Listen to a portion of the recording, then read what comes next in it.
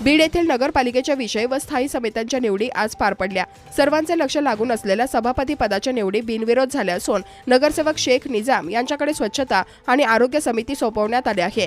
पाणी पुरवठा समिती उपनगराध्यक्ष विनोद मुळोक यांच्याकडेच राहणार असून शिवसेनेचे नगरसेवक संजय उडान यांच्यावर बांधकाम समितीची जबाबदारी देण्यात आली आहे। बाळासाहेब गुंजाळ यांच्याकडे नियोजन तर महिला व बालकल्याण समिती आरती रणजित बनसोडे यांच्याकडे सोपवण्यात आली आहे। विद्युत शिक्षण व सांस्कृतिक कार्य समितीच्या सभापतीपदी सीमा जकी मोमीन यांची निवड करण्यात आली आहे। अमर नाईकवाडी यांच्याकडे स्थायी समितीचा कारभार सोपवण्यात आला आहे। महिला व बालकल्याणच्या उपसभापतीपदी शेख शबनम बिलाल यांची निवड करण्यात आली आहे। विशेष म्हणजे या सर्व निवडी बिनविरोध झाल्या आहेत।